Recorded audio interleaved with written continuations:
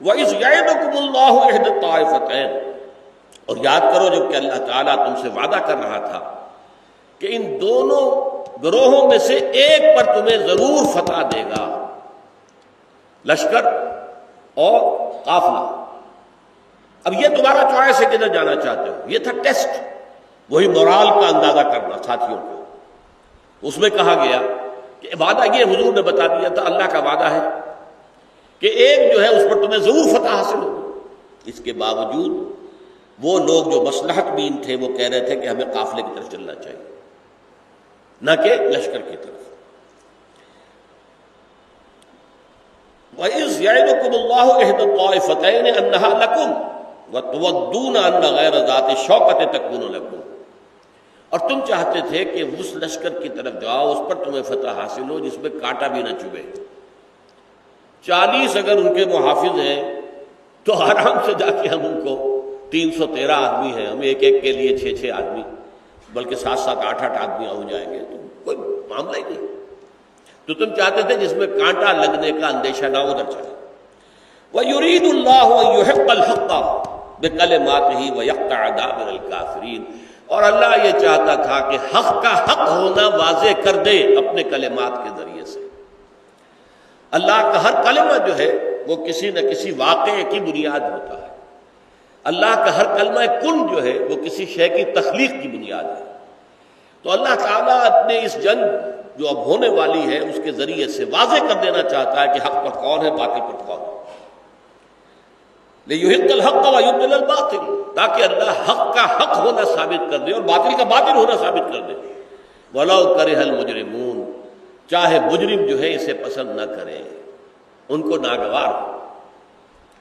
اِذْ تَسْتَغِيثُونَ رَبَّكُمْ فَاسْتَجَابَ لَكُمْ أَنِّي مُمِدُّكُمْ بِأَلْفٍ مِّنَ الْمَلَائِكَةِ مُرْدِفِينَ، اور جب تم مدد مانگ رہے تھے اللہ سے، فریاد کر رہے تھے کہ اللہ، یہ اصل میں حضور صلی اللہ علیہ وسلم کی وہ کیفیت ہے کہ جب میدان بدر میں پہنچ گئے ہیں تو پھر ادھر لشکر قریش کا آ گیا، ادھر ایمان والوں کا ہے، تو اس ترقی درمیانی کسی جگہ پر ایک گھاس پھوس کی جھونپڑی بنا دی گئی، حضور اس میں تھے۔ حضرت ابوبکر تلوار ننگی لے کر وہاں پر حفاظت کے لیے کھڑے تھے۔ اس میں حضور نے زندگی کا طویل ترین سجدہ کیا، اے اللہ میری 15 برس کی محنت یہ ہے جو یہاں میں میدان میں آ گئی ہے۔ اے اللہ اگر یہ ہلاک ہو گئے تو قیامت تک تیرا نام لینے والا کوئی نہیں ہوگا، کیوں؟ میں آخری رسول ہوں، میرے بعد تو کوئی رسول نہیں، اور میری یہ 15 برس کی محنت ہے، 13 برس مکے کی اور 1.5 برس اب ہو رہے ہیں یہاں، یہ میری 15 برس کی محنت کا جو حاصل ہے وہ یہاں میدان میں پڑا۔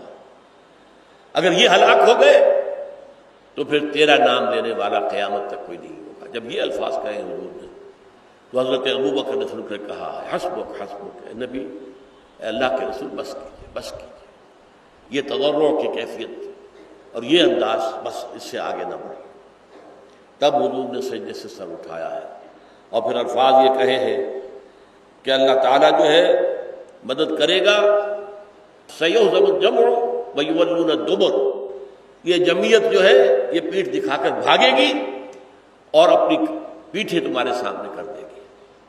تو یہ شکل جو ہے بعد میں پیش آئی، لیکن میں اس مشاورت کا ایک مسئلہ آپ کو بیان کر کے پھر ختم کرتا ہوں۔ وہاں جب حضور نے فرمایا کہ مجھے مشورہ دو کہ کدھر چلنا چاہیے، تو ایک تو وہ گروہ تھے جن کا ذکر میں بار بار کر چکا، جنہوں نے مصلحت بینی کو سامنے رکھا، اور مومنین جو ہے حضرت ابوبکر نے کھڑے ہو کر تقریر کی، حضور آپ کا جو منشا ہو ہم حاضر ہیں۔ حضرت عمر نے تقریر کی، حضور ہم سے کیا پوچھتے ہیں، جو آپ کا منشا ہم حاضر ہیں۔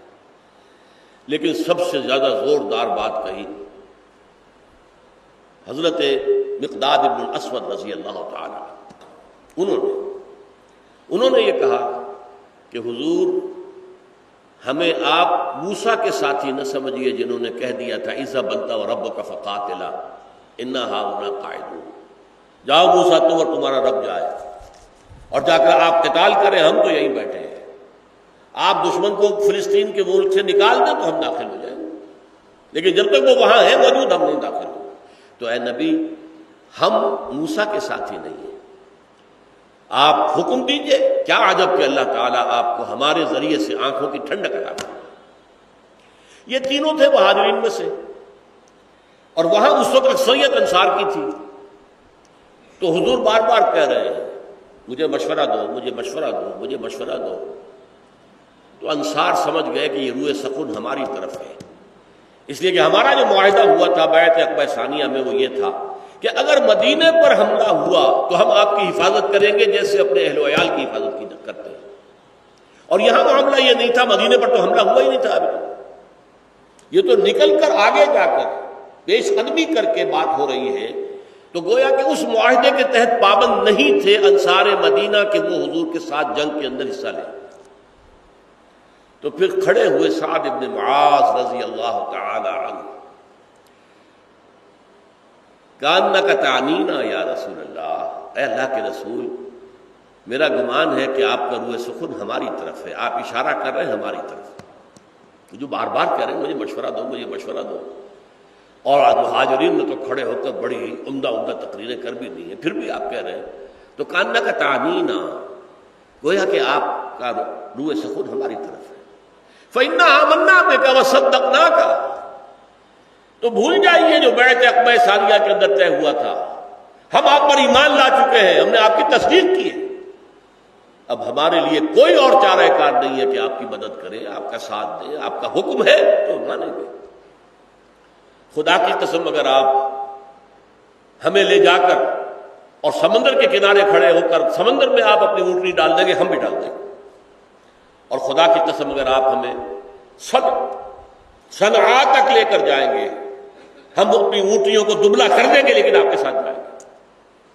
بس اس تقریر کے بعد چونکہ حضرت سعد بن معاذ یہ چونکہ سردار تھے قبیلہ اوس کے، دو ہی قبیلے سے تھے اہل اسلام، اہل ایمان جو انصار تھے، قبیلہ خزرج، قبیلہ اوس کے سردار یہ تھے۔ تو ایک کی طرف سے جب یہ بات آ گئی آپ نے فرمایا اچھا ٹھیک ہے۔